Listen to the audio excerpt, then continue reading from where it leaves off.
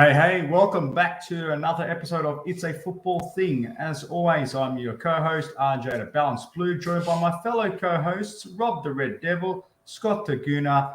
Action-packed week, to say the very, very least. Scott, you look the happier of the two for obvious reasons. Why don't you kick us off? How are you going? Look, man, it's been a big week for me away from football. I've had a few things going on outside of the realm of sport. So I've been a bit tired this week. It's been a big week. If there was ever a week as a Manchester United fan where you wanted your team to get pumped 7-0, probably be this week where I'm pretty mentally drained, so I can't go in too hard. And Robbie's been a good man to me this week, so I especially am going to try and tread gently.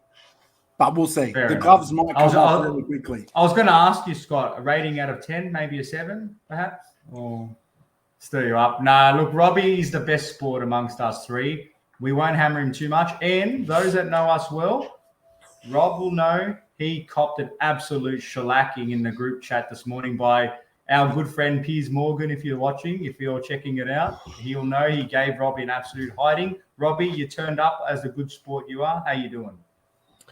Yeah, good, man.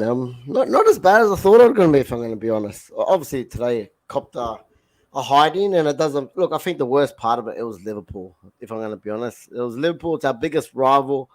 But look, I just keep telling myself it's 3 points lost today, and we lost the match. It's Premier League. You don't lose extra points for losing by 7. It's obviously hurt the heartstrings a lot, and Liverpool fans are never going to let it down. And fair play to them, because if it was in the reversal, I wouldn't let them down for them. As we like to remind Arsenal fans about their famous loss quite a few long years ago. But look, it's a loss at the end of the day. It's one that I didn't expect. And there's no excuses on the United front. I'm sure I'll touch on that as we look a little bit more into the game later on. But yeah, look, it sucks, but I'm happy to just move on, mate. I've copped it from all angles today.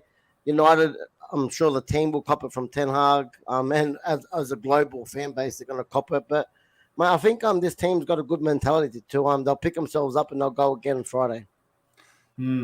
Absolutely, and that's the question you're going to get into a bit later. And obviously, from my point of view, lads, it's been a big week for us Blues, and on a domestic front, Scott and I have something to be a little bit happy about as well. But let's not waste too much time and get straight into it, because there was a lot of action-packed results. Scott, over to you, my man.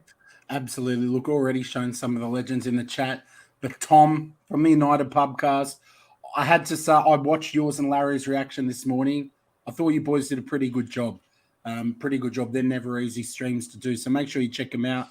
Tom pretty much saying no one can say United fans are nowhere to be seen. We're here, bigger bump in the road, a horrible day, but a needed one. So Tom's being optimistic. My man, I wasn't expecting to see him. I'm not going to lie. Butch, go in because you're coming. Look, mate, keep coming for Arsenal fans. I don't know what you'd have to come for us about today. We're not the ones who spanked you 7-0, but look, I can go in if I need to go in, but I feel like Liverpool already did that enough this morning. Let's quickly, before we get into Robbie's team and Liverpool and Arsenal, let's talk about your boys, RJ. Let's talk about your boys. First question, he's angry this morning. He's angry this evening. Did you support Chelsea or your old team Leeds? What's he talking about? I don't know. Idea maybe he's still got a bit of trauma from that result. It's okay. He probably gave himself a head wobble or two. But I don't know what he's on about. Let me know, Borch, what you're talking about. But a big result for you. Yeah, 3 points. You finally scored. I feel like that had been a bit of a monkey on your back. When are Chelsea going to finally score? And it happened. So you'd have to be pretty happy. Oh, over the moon, man. Sometimes in football, the result matters the most. The performance was far from spectacular. But the fact is, we scored, set piece, nice finish from Wes Fofana. Nice to see him back from his injury, stop-start season. But also the ability to keep a clean sheet. That's been a bit of a question mark for us, especially without the ageless Thiago Silva at the helm. I thought that the likes of, like I said, Wes Fofana, Badiashile, who again was one of the new players we brought in that nobody's really hyping up. And I thought that Koulibaly, the three of them worked well together in a back three setup, and it was a bit hybrid, but Enzo Fernandez, strong performance. Joao Felix, he played quite well. Havertz, again, he's one of those funny players where you can see what he does in dribs and drabs, but ultimately doesn't doesn't deliver the end product. But overall, I was just proud that we're able to grind it out and get a huge point considering all the heat that's on Graham Potter at the moment. So, yeah, overall, good result. The substitutions were a little bit questionable, not bringing the likes of Mudryk when we're playing counter-attacking, bringing in Conor Gallagher when I thought that wasn't really the kind of game for him. Not a slight on him because he played well. But, yeah, I still have my questions over Graham Potter and what he's doing at the moment. So, yeah, mate, we take the 3 points and we prepare for a huge clash with Dortmund coming up. Did Mudryk play? Mate, no, he did. He's been saved. He's been saved to get his Andre Schürrle moment in the Champions League. That's it. But look, I mean, obviously, Robbie and I don't enjoy seeing Chelsea win, but you would probably have to say, just a few yes or no's. Obviously, RJ, title's out of the question, yes? Tight Premier League. It was over 10 weeks ago, mate. Top 4? Yeah, it's most likely out. Yeah. So really for you, as Concierge is saying, this match against Dortmund's your Champions League final. Is that now where you think all the eggs need to be put? Is it just a pure focus on the Champions League? Forget that, like, rest players in your Premier League matches if you have to, but go all in for this Champions League. Oh, we've got to. And because we've got a realistic chance of clawing it back, remember, we lost 1-0, but again, as I've said at the time, we were very unfortunate not to walk away with a minimum, a draw. So hopefully the springboard of the win against Leeds plus the result in the first leg gives us a bit of confidence that we can overturn this slight disadvantage. And yeah, we have to throw it all because in a cup competition, you've seen it with Thomas Tuchel when he came in. Frank Lampard's tenure at the end was quite ugly, but came in, and a cup competition like this can be the recipe for success. So let's hope for me. 100%. Look, let's move on to my team. Everything outside of football been a struggle this week. Football has been beautiful. Arsenal down after like 17 seconds, down 2-0 against Bournemouth. Very easy to crumble in that circumstance. Very easy for the pressure to swallow you up, for you to just feel like you're done. But we got 1 back. Then we got 2 back. And then good old Fergie time kicking in for us. And I mean, this is a risk you run when you are killing the clock for the last 15, 20 minutes of the game, and you're trying to kill the clock during injury time. You run the risk that a referee is going to allow a little bit more play. We saw the times during the World Cup that were given. Referees can see blatant time wasting. That really came back to bite Bournemouth, and I think the better team did win. The better team did win. The way we fought back, and that Reece Nelson, like, he hasn't even played much football this year. The stones on him to take that shot under that pressure in that time, it was like pandemonium, and it was well deserved. And that kind of result can be a real shot of positivity around the club. And have we lost that, the narratives come out, Arsenal bottle it, you've been beaten by a banter team. But we managed to keep that kind of negativity away, and that would have been a bit of a blow for City. Robbie, you would have seen that result. Any thoughts on that? It's a big win for Arsenal. Look, as Tom says right there, I think that's a title-winning moment. I've seen this too many times with both my team and teams like City that dig in. You know, I'm not going to whinge about the Fergie time. We've had years of it. You got to make the most of it. And, you know, Arsenal put themselves on the line there, mate. They were, 11 players feel like they were in the box just trying to score that goal. They could have easily been done on the break. They didn't. They won all out at home as well. And I said, when I seen the second goal going to Bournemouth, I'm not going to lie, at the point, I got excited. I'm like, you know, I wanted you guys to drop points, obviously, because that before today, you know, we're still looking up at you guys trying to will you in. But look, I watched that game, and when you guys actually scored the first goal, I think RJ was in the chat with me as well. When both said, "You watch them go in and win this," and again, I think it came to the 95th minute. There was a minute to go just before the corner came. I'm like, oh yeah, 2-2. Okay, they've dropped points, and then. Look, that's just a clutch special moment for Arsenal. If you guys go on and win the title, that'll forever be down as one of those special moments that won it. So, look, fair play. Massive 3 points for you guys, man. Like I said, if you go back before the game, everyone expected you guys to win that. Well, I had you guys win like 3-4-0, but to come back and win like you did, it's massive for you guys. Yeah, RJ. I'm seeing a lot of chat, and I saw Tom doing this a lot on his stream this morning, pretty much writing the season off now, saying it's Arsenal have won the title. We're 5 points clear of City. Okay, we're 5 points clear of City. United still have a game to play, but I think if they win that, it's 11 points.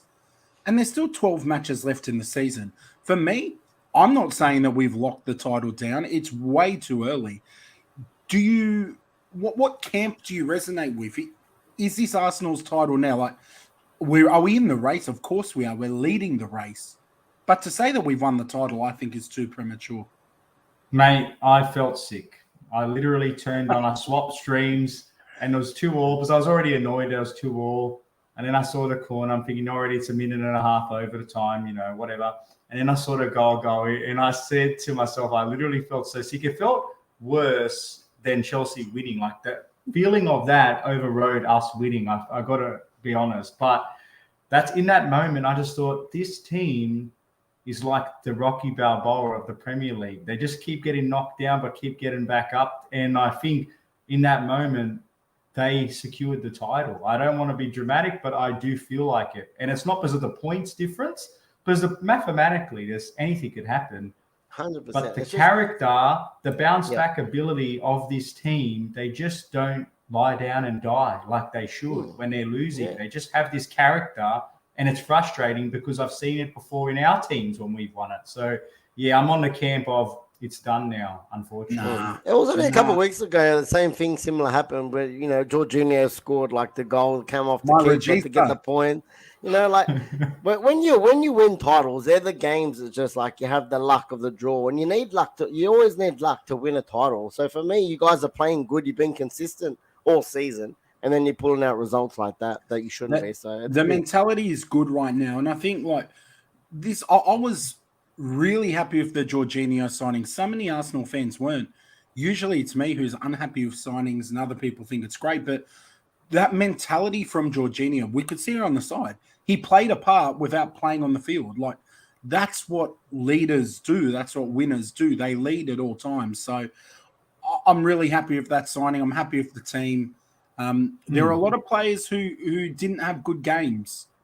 Let's not paper over the cracks. It was an excellent win. But to be 2-0 down, if we do that against a better team, we aren't always going to be able to come back 3-2. So you boys think that title's done. I'm not committing to that. No chance. I've been hurt too many times. So I'm just, you know why? I'm just more on the side of that, only because the chasing pack is not up to scratch for me. Man United, I know United have been in good form besides the disaster class, which we'll touch on in a moment, but they're in their own evolution period. Their objective is not going out to win the title. You guys are in cruise control now. Man City, they're anybody's guess. They could win the Champions League. Newcastle's comfortable. I know. It was a good win. But again, Newcastle themselves haven't been high flying, so that's taken with a grain of salt as well. But you guys, they worry me, Scott. They worry me. Well, no worries on my end, but someone who I know has worries. I know he's putting on a brave face. I know he's kind of making it out as if, it's just 3 points, it's this and that. But, there we go. But you know what? No, see, I know how much you guys, and I'm talking about our little community of Manchester United fans that are in and around this channel, I know how much you guys hate Liverpool. Yeah, I know that this one stings because that is a record in this match now, 7-0. And the same way you guys never let us live down that 8-2, where we had a weakened team, Carl Jenkinson's played at right back, you guys were done with your full-strength team. So, like I said, it's not about banter now. I've got a few kind of questions on my mind.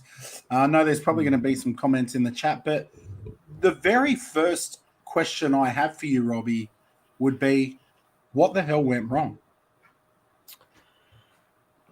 Look, I don't know. I don't think anyone knows, to be honest. Like I said, we fielded a full squad. Very strong team. Like, for me personally, I think there was one mistake in the lineup. That's at right back. For me personally, I would have went Aaron Wan-Bissaka, and I called that as soon as I seen it. But look, I trust Eric as others I've trusted him all season. Look, another thing that I was a little bit of a mistake in my opinion again with Eric this season, he's got all his changes right every time, or he's been very proactive, not reactive. And at halftime, there was a few of us in our chat that said Dallo's got to be one of the first ones off. Even maybe Weghorst, he could have come off too at halftime because he's made so many changes at halftime, and they've been the right ones that have gone on and made a big impact of the game. For me, no changes at halftime. You know, if you're looking at the first half, I think it was pretty even. They obviously came out at home. First 15 minutes, we thought they were going to come out of the blocks, which they did. We weathered the storm. And, you know, the last part of the second half of the first half, we're the one. We had 4 shots on target to none, obviously up until, you know, they scored right on halftime, which was a coach killer. First shot on target, first goal, which I have to say was a really nice finish from Cody Gakpo. Found space again from Dallo that left him behind. Really nice clean finish. And that really hurt to go into the break at 1-0 down. But again, I wasn't worried at that point. You know, the way the mentality this team has had as of late, if we've gone behind, you know, we've made the right subs and we've come back. We've overturned Barcelona. We just came back from overturning West Ham in the Cup at home a couple of days ago. So we've had quite a few of these games this year at 1-0. I'm like, okay, it's not the old United who just roll over. But second half, no changes. Concede 2 easy goals in the first 10 minutes. It's 3-0 by the 55th minute. For me, it's done. Especially at Anfield, we haven't won there in, I think, 7-8 years, funny enough, with the 7. But look, it was done. And to be honest, I watch a game no matter how bad it is. This is the first time. When it went 3-0 at 55 minutes, I said, I'm just going to turn over and pretty much go to sleep. So when I woke up to 7-0 this morning, I honestly had to check my phone 2-3 times. I could not believe it. I was embarrassed at 3-0, if I'm going to be honest, because the hatred's there. It's a serious rivalry. You hate it. We've been riding the wave, such a positive wave. The last, like I said, knocking out Barcelona, just come off a week ago winning a League Cup final. This was the most positive I've gone into an Anfield game in years. I actually thought, not just the result. I thought we could actually go there, considering how Liverpool have been this year, and get a win. So obviously, they were obviously up for the occasion. 7-0, I still can't explain it. Everyone had a bad game. Look, said all our good players, Casemiro, our whole back 4 were just abysmal. David De Gea. But this was all in the second half. I can't even say they're all bad. Yeah, the first half you were great. You were really good. I watched the replay this morning. Yeah, first half you were the better team by far. Second half, But yeah, that's the thing that hurt the most. Like people like your Varane, Lissandro, they've been nearly Casemiro, like all these players, Anthony, no one turned up. It's just, and the thing is, like, I thought after 3 or 4, lock it up kind of thing and damage control, but they just lost their heads. And, Ten Hag said the same thing. I don't know, the mentality went, no one turned up for each other, no one was doing their jobs. Honestly, the only thing you can say is the positive is we just got to look at the footage, which they will probably today, learn from their mistakes, and we've got to get back on our horse. And that's a big thing because the Copper 7-0 hiding from your biggest rivals is a big hit. So I hope the boys really, get up for it. The next game is obviously Europa League game on Friday. And we need to really, especially next week in the Premier League at home to Southampton, we really need to bounce back. RJ. Yeah, I was going to ask, Scott. I just really needed to hear from Rob's point of view because, mate, we've been on the back of shellackings. Arsenal's been on the back of shellackings. I suppose you can't do anything but lick your wounds. It sucks. Yep. It's the worst feeling. We all know what it's like to be battered, and especially against a very serious rival like you guys. I think that's what makes it worse is because it's a rival, right? 100%. My question is for yourself and the Man United fan base is, how do you think, if you're Eric Ten Hag, how do you think he corrals the troops and gets them to just move past this freak result? Because, for some players, you've got to think, people, and I'm not taking the mickey here, you won the League Cup, great stuff. You've been in great form, beat Barcelona, blah, blah, blah. People will remember this 7-0 more than that. They will down the road. We've lost 6-0. Arsenal lost 6-0 to Chelsea and 8-2 to you guys. Thanks, people man. Remember these freak results like that. People, I'd forgotten that. It was good. Well, sure you wouldn't have forgotten that. But my question is, Rob, how does Ten Hag get these young players to overcome this, because we all know just how damaging this can be for their psyche. Look, that's one thing I have complete trust in Ten Hag doing that. We've seen it already this year. 4-0 was one of our low points against Brentford. Bang, we had Liverpool that next week, funny enough, bounced back at home. We got smacked at the Etihad 6-3 this week. What do we do? Bounce back and went on another massive run again. So, look, it hurts, and it hurts, but we've done it this year before, which is proof is in the pudding that we can get back up. The players are hurting, mate. They're probably shell-shocked themselves. So, for me, this is the first time I actually feel confident that this team you're not going to get we're sorry to the fans and this and that after, like we have in the last few years, and then the same shit happens next week. I actually think they're going to get up for this and say, okay, we need to repay you. You guys have been backing us all season. We need to bounce back. You know, for me, I'm going to call it another blip. But again, it hurts because it's Liverpool is the biggest thing today. I think it's a blip on your end because, like you said, in the greater context, it's 3 points. And if you come back and you beat Betis and you beat Southampton, it's back to business. Yeah, but I mean, if you drop points in those games, 100%. That's a little winning's a habit. Yeah, so I think that could be a problem. But the problem, I guess, for the rest of the league is not so much this being a blip for Manchester United, but the fact that this could be a massive boost for Jurgen Klopp's Liverpool. We all know that they've got potential. It's why all season we've still in our predictions been predicting them to win, even when they've been garbage. We know that there's potential. They've earned that belief in them. Yeah, like someone like Mo Salah, you don't just become an average footballer overnight when you're in Ballon d'Or conversations. Like, it just sometimes needs to click. And this morning, some of the goals were schoolboy goals that they scored. But if it's clicked for Liverpool, they could make a really good run for the remaining 12 games. Look, boys, I hope you don't mind. He's gone at me again, so I have to, Rob. This is not directed at you because I know your opinion. But some of your fan base are cooked. Some of them are so cooked. To come out, I'm guessing now we're all Glazers out again. I've seen a lot of Glazers tweets this morning that I hadn't seen for a long time. They should have saved those goals, to be fair. Yeah. Oh, look, the Glazers should have done much more. I've seen a lot of Glazers chatter. I didn't see it after the Carabao Cup, but I'm seeing it now. Some of your fans in conversations with me today, rather than facing that smashing they got, wanted to flaunt a Carabao Cup. You've just gone and been demolished 7-0 by a team that you talk about more than you talk about your own team half the time. It's all well and good to laugh at Liverpool all season. Let's laugh at them. Let's put banter on them. Then they slap you 7-0. And it's, yeah, but we won a Carabao Cup. So you know what? Some fans can come for me, but ultimately, use your Carabao Cup, go and fill it with a nice cup of tea, sit on the porch, have some tissues, have a bit of a cry, because we all know you're hurting. We all know Manchester United fans are burning and hurting because you love Liverpool.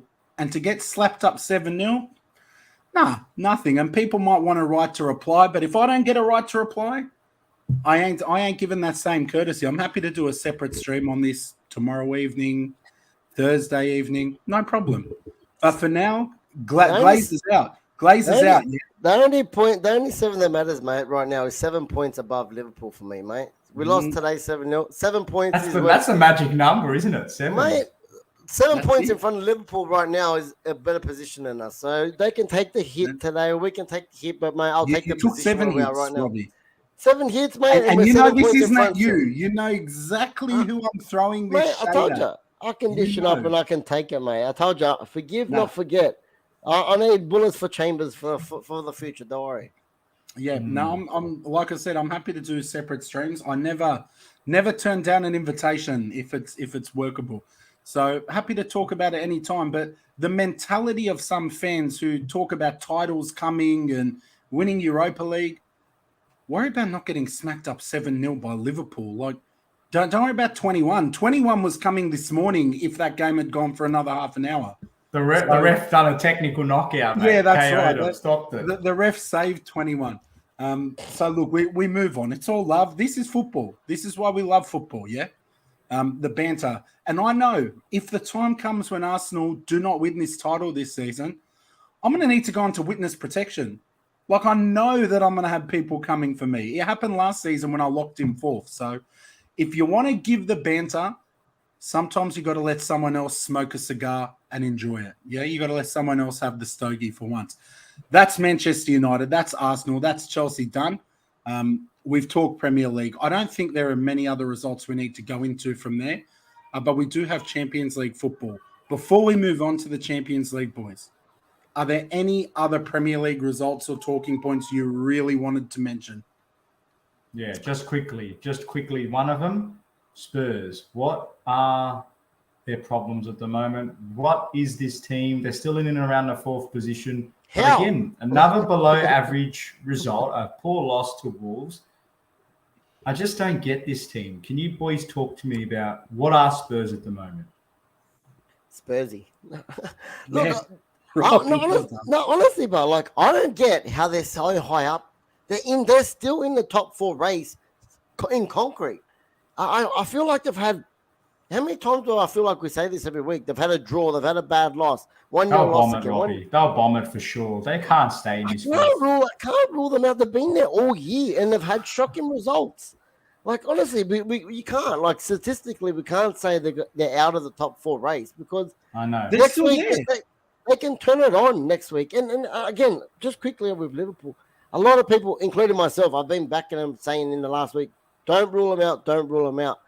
Again, they've been very inconsistent themselves, mate. If you look at their next 3 games coming up after this week, they've got Chelsea, they've got City, and they've got Arsenal back to back to back. So that's a big test for them. They could get 3 wins there, they can get 3 losses there, and then they'll win 2 of those games.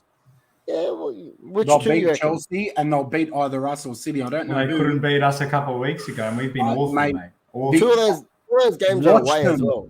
Watch them. This morning may have been a very bad thing for the rest of the league. Honestly, they will be bouncing, buzzing. Jurgen Klopp is a master man manager. He will be harnessing everything he can get out of that result to help reawaken the beast. We know Liverpool have it. We know they've got it. You don't beat Manchester United 7-0 if you don't have it. But they are also very Jekyll and Hyde. And we saw that, and I know we're going to touch on Champions League. 2-0 up against Madrid, 5-2 get hammered second half. Like, they're just such a random team to pick at the moment. But just quickly, another result in the Premier League, very quickly. Brighton, 4-0 against West Ham.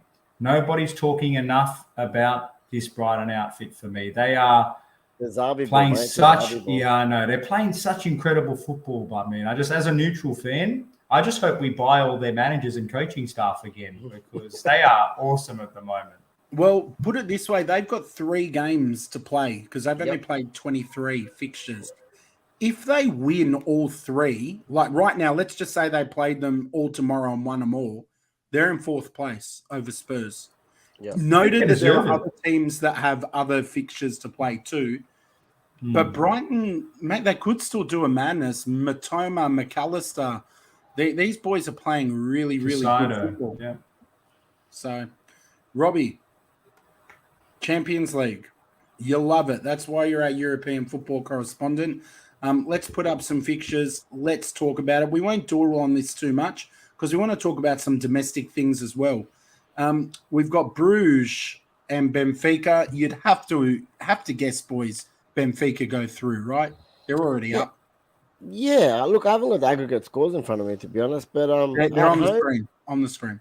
Oh, they're on the screen. Okay, cool. 2-0 Benfica. Benfica home. Yeah, okay. Yeah, I dare say they through. Spurs and Milan.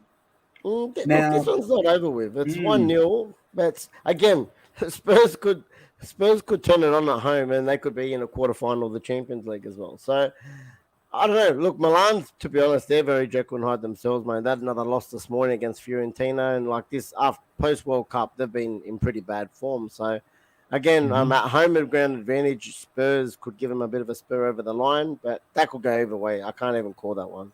Yeah, Milan weren't convincing against what was it? Lazio they played? No, Fiorentina they lost. Fiorentina. I watched that game. Man, they couldn't hit a barn door. Like, it just wasn't happening. So It'll be interesting, but I actually think this one will be a 0-0. I'm tipping Milan to go through, hopefully. Archie, do you reckon goes through here? Yeah, tough one. We know how if Harry Kane turns it on, he can win the game on his own. But I think, Milan frustrated him. I reckon it ends up 1-1 here and they get through. Right. Your boys, Chelsea, Dortmund? Yeah, I'm feeling, for no logical reason, I'm feeling somewhat confident we get through this one. It's Dortmund are on track to break Bayern Munich's curse of the Bundesliga. They've been arguably the most informed team in Europe based on 2023 and their stats, their win percentage, all of that. They've been unbelievable.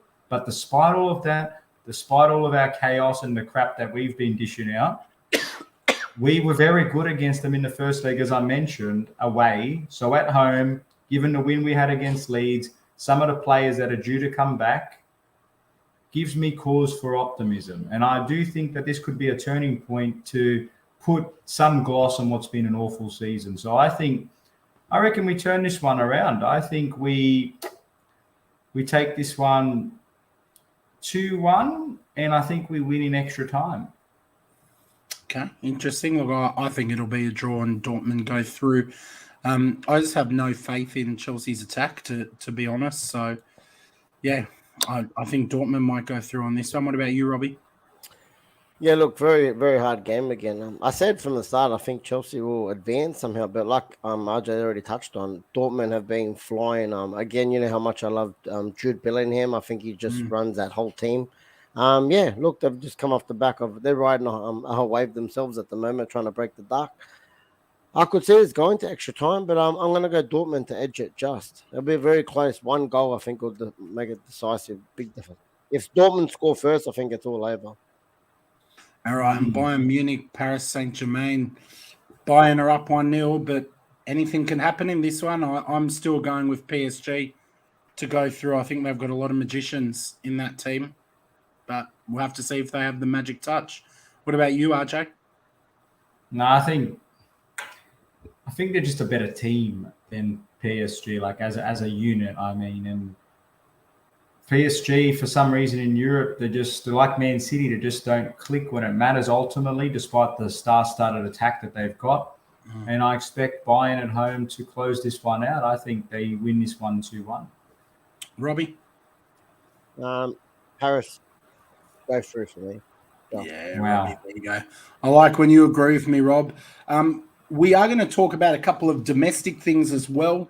In a moment, we're going to talk about the National Second Division and, of course, a couple of local results. But before we do that, we can't talk European football without talking about Europe's premier competition, the one that everybody wants to be in, the Europa League. This is the big one, boys. It's a better trophy too. We're not going to go into all these games. We're just going to quickly talk about the two that matter most, Arsenal and Manchester United's matches.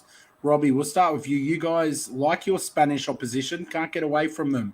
I can't say I've watched a whole lot of Betis, so I don't know if you know more than me, but what are you expecting in this match? Strong home form from us. Obviously, we want to see a bounce back from our disaster today.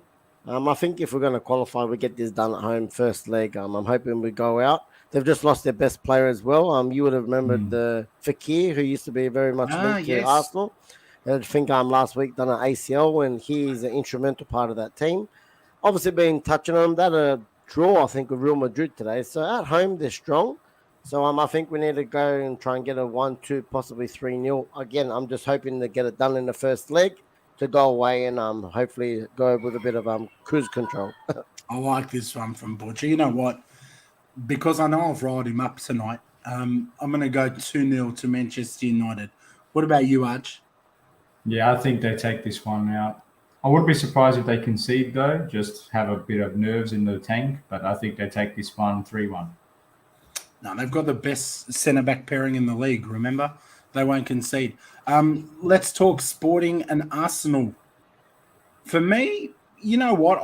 I'm very curious ahead of this match to see how Mikel Arteta approaches it. I wouldn't be shocked if there's a lot of rotation. I genuinely wouldn't be shocked. The Europa League, yes, it's a cup. I would love to win it. But I would love to win it because it guarantees you Champions League football. I'm pretty confident that we're guaranteed Champions League football next season. It's a lock. Lock it in. So I think we'll have heavy rotation, and I think Sporting will give us a tough match. I almost think we play a whole bunch of bench players in this, and I'm okay with that from Mikel Arteta. I think it's going to be a 1-1 draw in this first leg, and then we'll do them at the Emirates. But would you be shocked to see rotation, RJ? Do you think it would be disrespectful of Arteta to rotate? I think so. It is disrespectful. You are in a good position in the league. Unless there's some niggling injuries or some concern, fielding a weakened team and rolling the dice is disrespectful against a good team. They're no world beaters, but they're a good team, proud history, doing well. If rotate a little bit, but if there's some wholesale changes and they get a crap result, then that's squarely on Arteta, and he should cop the heat if they go out in the Europa League this round. I don't think he would. I genuinely think I was pissed off when we got knocked out of I get annoyed when we get knocked out of other cups, but if we rotated and we got knocked out of the Europa League in the round 16, but I can fast forward into May and we lift that Premier League title, I think I'm okay with it. And I think I'd be okay with it until we're not top of the league anymore. We have this Premier League is a rare opportunity for us in what's a very competitive place. If we have to sacrifice this cup, but that's the problem. Like we don't have the crystal ball to fast forward. Yeah. And you fast forward, what happens is you tank this competition and you have a massive drop off in the Premier League and you get nothing. Yep. So it goes both ways. But yeah. Robbie, what do you think? Yeah, look, I expect as a little bit of rotation, like maybe some of the players come in. Like I'm talking about a little bit of rotation, like Trossard can start or Martinelli, one of them. He's injured at the moment, Trossard. Oh, okay, got injured. Okay. Well, you know what I mean. Like people like your Jorginho should be starting. Reece Nelson might get a start. Yeah, look, if he's going to do a full kind of complete change to changed 11 kind of thing and just literally play your squad players, then yeah, I think Sporting at home can do a job on you. But if it's just 2-3 players, I think this could be, like a 1-1 draw, even a possible 2-1 win to Arsenal. But yeah, I think you guys are crazy not to just throw this away. Again, like you keep saying, 5 points to City. If you guys finish the season without a trophy, I think that's a failure in my opinion. Like the way that you guys would be second favourites, if not favourites, for the Europa League, and obviously you're the front runners in the Premier League. I think it would be a tarnish. If you guys were to finish second, I'm just saying second with no trophy, and we finished third with a trophy, I'm going to say we had a better season than you. Interesting. That's a good quickfire question. Does Manchester United have a better season if you guys win nothing and they take the League Cup? Look, for me, I have to keep myself, when I think about our season, it's not in comparison to other teams. Whether or not we've had a good season, for me, the thing that I'll link it to most is what my minimum expectations were for this season. You boys will remember what I said because there was a lot of heat on Arteta. My minimum expectation was that we are in the Champions League the following season. Yeah. And I did say, I don't care how we get there, whether it's top 4 or Europa, we just need to get there. So for me, the fact that we are leading the title race with 12 games to go by 5 points, we've had some really good results. At this point, I'm very happy with the season, but we know it can change, boys. We know football, a couple of injuries can flip a team's season completely. One big win like Liverpool's this morning might have a massive effect for them. Football is just that kind of game, and that's why we love it, boys. You ride the highs when you got them, and you get through the lows. I don't know, Scotty. Yeah, Pat's the man. He's my fellow Blues brother. We're bouncing back, Pat. Bring on that positivity we needed. But Scott, I hear what you're saying, but I don't know. If I put my hat on and we're in your position, if we got to near the finish line and fell over, we're not near the finish line.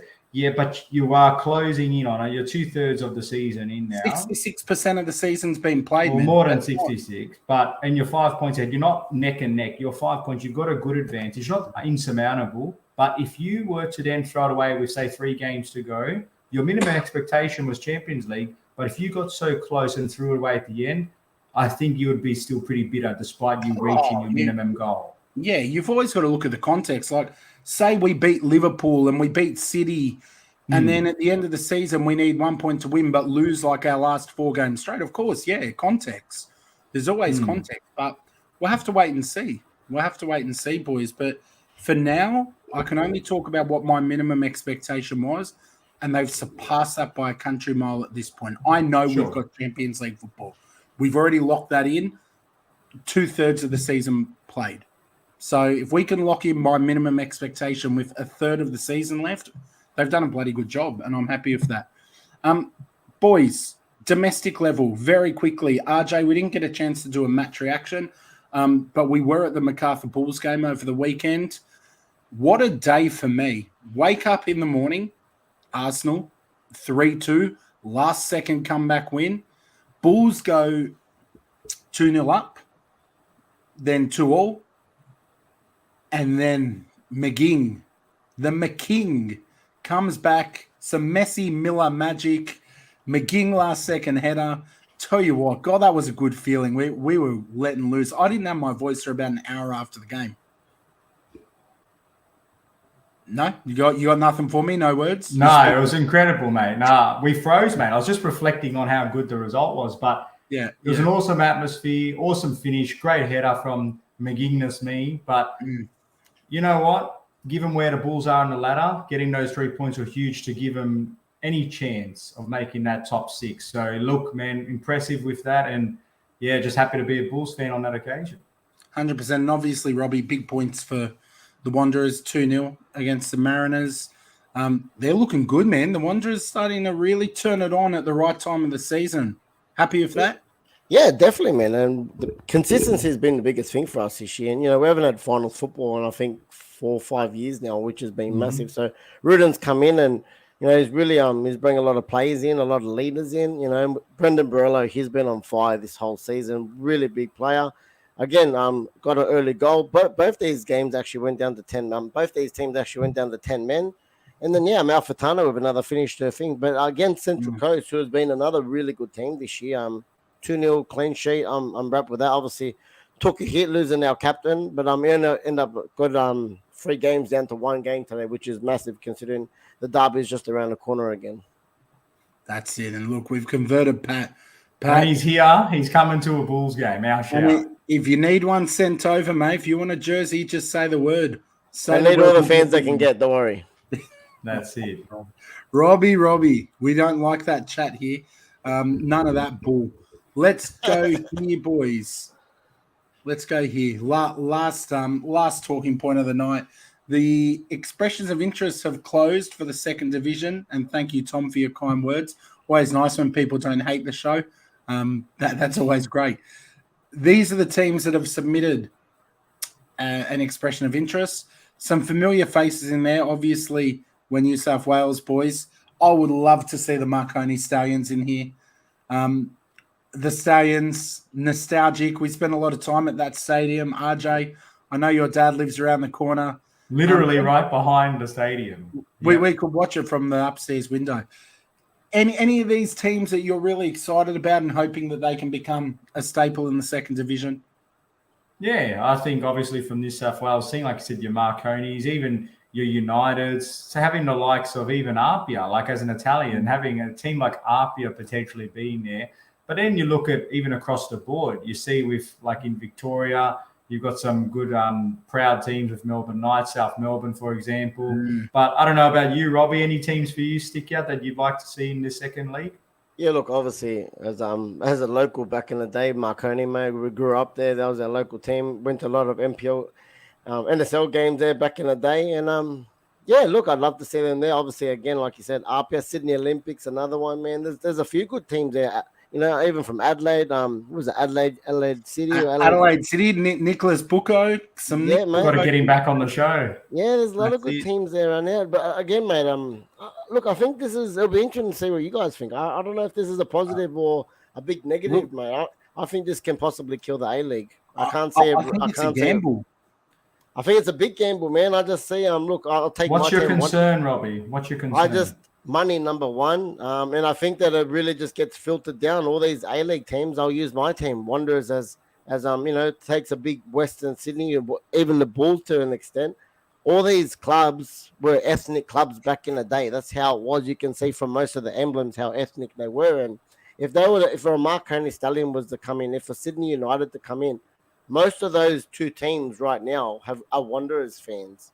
And if they would filter straight back into their roots, man. That's their team. That 100%. If Marconi came in, all the Italians would leave. If Rockdale was to come in, all the Massos would leave. If Sydney United came in, 100% the Croatians. Do you would think leave. so? Though I know, like 100%. That's Robbie, an ethnic club, mate. That's their club. I get it. You've gone from Wanderers to thing because it's your local team. What are all the people, the originals, going to do? That's the actual club. I think you would probably get to a point where you almost see the second division as just that, like a separate comp. So, for example, I know in the Premier League, there's Arsenal, of course. That's who I'm watching all the time. But there are always teams in the Championship that I keep an eye on, like Middlesbrough, for example. I've got like fond memories of them back in the day. I like watching Middlesbrough. So I'll always keep an eye on them. I could see myself, if these teams were in a second division, I could see myself getting to Marconi games as well, like having that nostalgia back. I would getting 100% to Bulls go to games. Marconi. I don't think people like your hardcore guys in the Wanderers, for example, the RBB, I don't see those hardcore guys who have been there so long leaving the Wanderers behind to go to one of these teams. I would just see them enjoying both, to be honest. When those teams play each other, you're going to kind of sit on the halfway line and not be too fussed about the result. But the other games, you'd almost pick up this is going to sound bad coming out, but I don't know how to word it. You're almost picking up a second team, but like a second team in a different division. But if your first team were in just say you're a Marconi's fan, and then you obviously Wanderers came into the league, you have to support them in the A-League, two different competitions, but then they're both in the competitions. What do? I would get to both. I would be watching more football games. For me, in my opinion, I think a lot of people, especially they follow their country or their club. I think a lot of. Would you drop the Wanderers to Marconi if Marconi were in the A-League? The boys asked me this before. Look, I would definitely watch both, but yeah, look, Marconi would be probably my first preference if I'm going to be honest. That's my first club. That's my local club. As you guys are going back to your local club, and yeah, I think all Italians would know. I could say nearly 100%. Sydney United, as we've seen in the final against you guys, I reckon, like we've seen how many people turned up for that final, the whole Croatian community, and I guarantee 90% of those people were Wanderers. I think you know what, but I think there's an element of, you're right, Rob, that there would be those that are hardcore loyals to their original club that would default back to their grassroots. But at the same time, it gives those clubs a spike, an artificial spike of fans. But at the same time, I suppose the league is trying to, throw a net over a wider audience in total. So you're hoping that even if there is a bit of comings and goings with some of these established clubs, in as a whole, the league, in theory, should be better off for it, because having this whole relegation promotion system forces higher performance in the top league. It produces a better standard of football, which then in turn attracts more people to watch the game, because there is some consequence or incentive to have to be in the top league, and you get punished if you're not. So I can see in theory, but Tom also makes a good point. Grassroots is also a priority area for me. Yeah, look, and the punishment, I think, is the thing that would kill it, because just say again, I'll take my team Wanderers again. They get relegated. Can you imagine all the clauses would be in a relegation clause? All those big players on big money that would drop down to the senior thing. It would be just like we see in the championship and thing. A lot of those clubs, all the big players would go back into the league. So just say Marconi came up. A lot of them would go to Marconi. And naturally, the following, I reckon a good chunk of Wanderers fans, if they want to watch A-League or support A-League, they'll go, okay, we're watching Marconi in the A-League this year. A lot of those players are in the Wanderers. Okay, we want to go back into the big game, first league. I want to go play for Marconi or wherever I can filter. And then Wanderers die pretty quickly. And, but that's good for the second tier comp, isn't it, though? Because even if a lot of the good players or the better players had clauses to go and join another A-League club, that would mean that the Wanderers are more competitive in the second league and wouldn't just steamroll their way back up. They'd have to genuinely earn their place back up to the top league. So if MacArthur got relegated, do you reckon it'd survive? Well, yeah, in the second comp, I think they would survive, but would they guarantee their way back up to the top league? No, they wouldn't guarantee it because the best players would leave for sure, in my opinion. But I still would follow them. It would just, I would be supporting them in the second league rather than in the top league. So, but not everybody's the same. Boys. But look, these are at this point expressions of interest. Yeah. So let's wait and see what they do with this. I kind of hope they do something, because if not, this is just a giant waste of time. Some of the planning has been questionable, and I'd like to see what comes of it. But look, exciting times ahead, and there are other benefits. Like Pat says, we'll be producing more high-quality managers like Ange. This does potentially help the grassroots system. You raise to the challenge. And if you've got a promotion to fight for, you're going to be more professional. You're going to play harder, train harder, be more creative with your tactics. So let's wait and see what it does. But certainly some exciting times domestically as well. You will have noticed that we've gone longer tonight than we normally do. That's because there will be no other streams this week. If there is another one, it'll be one on kind of short notice. So make sure you always keep an eye on our socials. That's the best way to know if we're live or what's happening. But it's been fun, boys. It's been nice to unpack all that football.